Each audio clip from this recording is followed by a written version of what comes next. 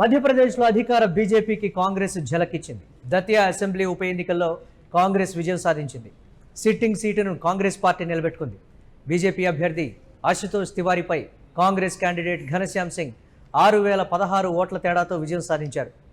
రాజేంద్ర కుమార్పై అనర్హత వేటు పడడంతో ఉప ఎన్నిక అనివార్యమైంది. కాంగ్రెస్కు బూస్ట్ ఇచ్చేలా దతియా ఉప ఎన్నిక విక్టరీ దక్కింది. బీజేపీకి వెన్నుపోటు పొడిచారు మాజీ హోంమంత్రి నరోత్తమ్ మిశ్రా. నరోత్తమ్కు సీటు ఇవ్వకపోవడంతో తీవ్ర వ్యతిరేకత వ్యక్తమైంది. గత ఎన్నికల్లో రాజేంద్ర కుమార్ చేతిలో నరోత్తమ్ ఓడిపోయారు. ఆశుతోష్ ఓటమి లక్ష్యంగా పనిచేశారు నరోత్తమ్ గ్యాంగ్. సీఎం మోహన్ యాదవ్ ప్రచారం చేసినా కానీ ఓటమి అయితే అక్కడ తప్పలేదు.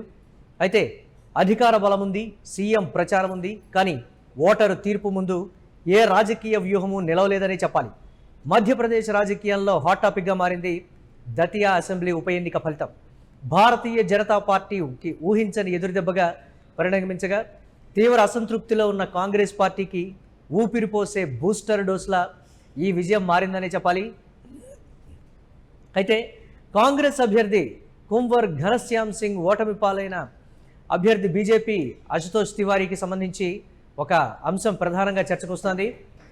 మాజీ హోంమంత్రి 6 సార్లు ఎమ్మెల్యేగా గెలిచిన సీనియర్ నేత నరోత్తమ్ మిశ్రాకు టికెట్ నిరాకరించడం, ఆయన వర్గం తిరుగుబాటే బీజేపీ పతనానికి కారణమైంది. ఇది ప్రధానంగా ఇక్కడ కాంగ్రెస్ పార్టీ గెలవటానికి కూడా ఒకంత దోహదపడిందని చెప్తున్నారు. బీజేపీకి మిశ్రా వర్గానికి సంబంధించి ఎందుకు అసంతృప్తిగా ఉన్నారనేది కూడా ఒకంత చర్చగా మారింది. దతియాలో సుదీర్ఘకాలం ఆధిపత్యం చెలాయించారు నరోత్తమ్ మిశ్రా. ఈ నేపథ్యంలో ఆయనకు టికెట్ నిరాకరించడంతో కొత్త ముఖమైన ఆశుతోష్ తివారీకి టికెట్ ఇవ్వడంతో స్థానిక కమలం వర్గీయుల్లో తీవ్ర ఆగ్రహాన్ని రగిల్చింది. ఈ అసంతృప్తే గ్రౌండ్ లెవెల్ ఓటింగ్పై స్పష్టమైనటువంటి ప్రభావం చూపించిందని కూడా అక్కడి రాజకీయ వర్గాలు చెప్తూ ఉన్నాయి. నేత అసంతృప్తి, మిశ్రా అసంతృప్తికి సంబంధించి ఎందుకు బీజేపీ అధిష్టానం పరిగణలోకి తీసుకోలేదు, అక్కడ కొత్త ముఖానికి ఎందుకు అవకాశం ఇవ్వాల్సి వచ్చిందనేది కూడా ప్రధానంగా అయితే చర్చకొస్తోంది. ఈ నేపథ్యంలో అధికార యంత్రాంగం వైఫల్యం చెందడం కూడా ఒకంత ఎదురుదెబ్బని చెప్పాలి.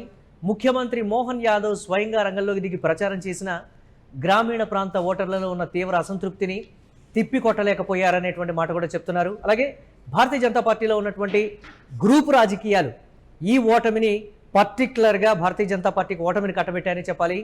అయితే నాయకత్వ మార్పులకు సంబంధించి ఆయా నియోజకవర్గాల్లో ఎట్టి పరిస్థితుల్లో క్యాడర్ యాక్సెప్ట్ చేయలేదనేటువంటి మాట కూడా. అయితే ఈ ఓటమి రాష్ట్రంలో నూతన బీజేపీ నాయకత్వానికి శ్రేణుల నుంచి ఒక పెద్ద హెచ్చరికగానైతే చెప్పచ్చు. ఈ నేపథ్యంలో గతేడాది అసెంబ్లీ ఎన్నికల ఓటమి తర్వాత కుంగిపోయినటువంటి కాంగ్రెస్ శ్రేణుల్లో దతియా గెలుపు సరికొత్త ఉత్సాహాన్ని నింపిందని చెప్పాలి. స్థానిక సమస్యలపై దృష్టి పెట్టినటువంటి పరిస్థితికి సంబంధించి కావచ్చు, స్థానికంగా ఉండేటువంటి సమస్యల మీద పదే పదే మాట్లాడుతూ ఉండటం, ప్రజల్లోకి బలంగా కాంగ్రెస్ పార్టీ వెళ్లడం కూడా ఈ గెలుపులో దోహదపడిందని కూడా చెప్తున్నారు. జాతీయ అంశాల కంటే రైతు సమస్యలు, ఎరువుల కొరత, నిరుద్యోగం వంటి గ్రామీణ స్థానిక ఇబ్బందులను ప్రధానంగా లేవనెత్తినటువంటి కాంగ్రెస్ పార్టీ వ్యూహం ఇక్కడ ఫలించింది అనేటువంటి మాట. ఇక్కడ మరొక అంశం కూడా తెర మీదకి వస్తుంది. జితూ పటవారీ వర్గానికి ఉన్నటువంటి బలం సంబంధించి కూడా ప్రధానమైనటువంటి చర్చ. అయితే మధ్యప్రదేశ్ కాంగ్రెస్ అధ్యక్షుడు జితూ పటవారీకి నాయకత్వానికి సంబంధించి విజయం పార్టీలో మరింత గుర్తింపును, పట్టును పెంచిందనే చెప్పాలి. దతియా ఉప ఎన్నిక కేవలం ఒక్క సీటు ఫలితమైతే కాదు, అసంతృప్తిని, అలసత్వం వహిస్తే ఎంతటి అభేద్యమైన కోటలైనా కూలిపోతాయని బీజేపీకి తెలిసొచ్చేలా చేసినటువంటి గెలుపుగా కూడా చూడొచ్చింది. అదే సమయంలో సరైనటువంటి వ్యూహంతో ప్రజల్లోకి వెళ్తే పుంజుకోవడం అసాధ్యమేమీ కాదని కాంగ్రెస్ పార్టీ ఇక్కడ నిరూపించిందని కూడా చెప్తున్నారు. అయితే ఇక్కడ పర్టికులర్గా పనిచేసినటువంటి ఫ్యాక్టర్కి సంబంధించి ఒక చర్చ. నరోత్తమ్ మిశ్రా ఫ్యాక్టర్ అయితే బాగా పనిచేసిందని చెప్తున్నారు. బీజేపీ సొంత గోతిలో పడిందా అనేటువంటి అనుమానాలు కూడా వ్యక్తమవుతున్నాయి. సీనియర్ నాయకుడిని పక్కన పెట్టడం, ఎందుకు సీటు నిరాకరించారో కూడా చెప్పడానికి అధిష్టానం నిరాకరించింది. జాతీయ స్థాయి నాయకత్వం వద్ద వరకు కూడా ఆయన వెళ్ళటం, అక్కడి నుంచి సరైనటువంటి సమాధానం రాకపోవడంతో ఈ నేపథ్యంలో భారతీయ జనతా పార్టీకి వ్యతిరేకంగా నరోత్తమ్ మిశ్రా పనిచేశారని కూడా పర్టికులర్గా అక్కడ రాజకీయ వర్గాలు అయితే చెప్తున్నాయి.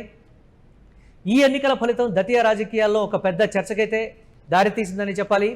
హోంమంత్రికి టికెట్ నిరాకరించినటువంటి అంశం కావచ్చు, దతియాలో 6 సార్లు ఎమ్మెల్యేగా మాజీ హోంమంత్రిగా తిరుగులేని పట్టున్నటువంటి నరోత్తమ్ మిశ్రాకు టికెట్ నిరాకరించి ఒక పెద్ద తప్పిదానికి పాల్పడింది భారతీయ జనతా పార్టీ. ఇది స్థానిక నాయకత్వం చెప్తున్నటువంటి మాట. అలాగే కొత్త ముఖమైన అశుతోష్ తివారీని బీజేపీ బరిలోకి దించడం, ర్యాలీలు నిరసనల సెగ కూడా భారతీయ జనతా పార్టీకి బాగా తగలడం, టికెట్ కేటాయింపు ప్రకటన రాగానే మిశ్రా మద్దతుదారులు రహదారుల్ని నిర్బంధించి తీవ్ర నిరసనలకు దిగడం కూడా ఒకంత భారతీయ జనతా పార్టీకి అది వ్యతిరేకంగా పనిచేసిందని చెప్పాలి.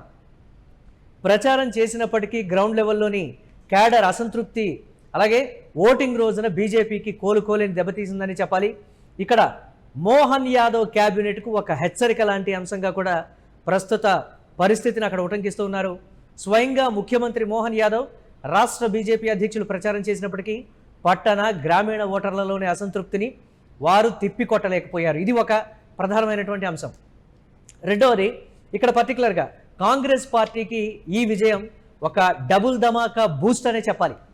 అయితే మాజీ ఎమ్మెల్యే రాజేంద్ర భారతిపై అనర్హత వేటుతో ఖాళీ అయినటువంటి ఈ స్థానంలో తీవ్రమైనటువంటి ఉత్కంఠ మధ్య కాంగ్రెస్ అభ్యర్థి కున్వర్ ఘనశ్యామ్ సింగ్ విజయం వైపు దూసుకువెళ్లి కమల దళాన్ని కుప్పకూల్చారని చెప్పాలి.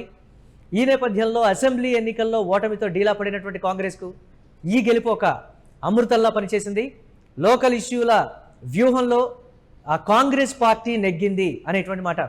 స్థానికంగా ఉండేటువంటి సమస్యల మీద పదే పదే గళమెత్తడం, ప్రజల్లోకి బలంగా వెళ్లడం కూడా విజయానికి కారణమైందని కూడా చెప్తూ ఉన్నారు.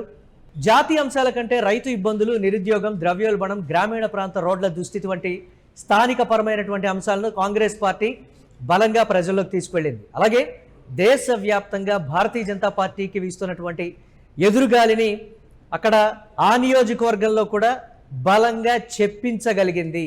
అక్కడ ఓటర్లను కాంగ్రెస్ పార్టీ నమ్మించగలిగింది. అంటే సాంప్రదాయబద్ధంగా ఎప్పటి నుంచో వస్తున్నటువంటి ఓటు విధానం కావచ్చు, లేకపోతే నాయకులు ప్రజల్లోకి వెళ్తున్నటువంటి ఒక కొత్త పంథా కావచ్చు, ఇది కాంగ్రెస్ పార్టీ గెలుపుకి దోహదం చేసిందని కూడా చెప్తున్నారు.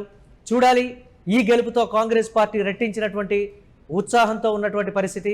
అయితే భారతీయ జనతా పార్టీకి ఒక హెచ్చరిక జారీ చేస్తుందని చెప్పాలి ఈ విజయం.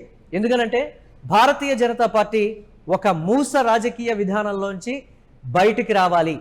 స్థానికంగా ఉండేటువంటి అంశాలు కావచ్చు, కార్యకర్తల మనోగతం కావచ్చు, లేకపోతే సీనియర్ నాయకత్వాన్ని పక్కన పెట్టాలి అనేటువంటి ఆ ఆలోచన అది ఏ స్థాయిలో బిడిసికొట్టింది అని అంటే ఒక సీటును కోల్పోవాల్సి వచ్చింది.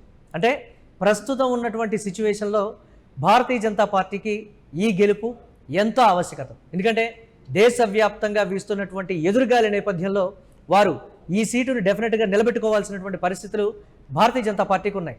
కానీ పిసిసి అధ్యక్షుడు జితూ పట్వారీ నాయకత్వానికి ఈ గెలుపు ఒక పెద్ద సర్టిఫికేట్ కాంగ్రెస్ పార్టీకి సంబంధించిందని కూడా చెప్తున్నారు. ఆయన పనిచేసినటువంటి విధానం కావచ్చు, లేకపోతే ఇతరత్ర ప్రజల్లోకి వెళ్ళినటువంటి విధానం, మధ్యప్రదేశ్ రాజకీయాల్లో ఒక్క ఉప ఎన్నికే ఎంత పెద్ద షాక్ ఇవ్వగలదో దతియా అసెంబ్లీ సీటు ఫలితం స్పష్టం చేసిందని చెప్తున్నారు. అధికార బీజేపీకి ఇది కేవలం ఒక సీటు ఓటమి కాదు, స్థానిక అసంతృప్తి, నాయకత్వ నిర్ణయాలు, పరిణామాలు, ప్రజల మనసు ఎలా మారుతుందో చూపించినటువంటి ఒక పాఠం కింద చెప్తున్నారు. అదే సమయంలో గతేడాది అసెంబ్లీ ఎన్నికల్లో ఓటమి తర్వాత కుంగిపోయినటువంటి కాంగ్రెస్కు ఇది కొత్త ఊపిరి పోసిందనే చెప్పాలి.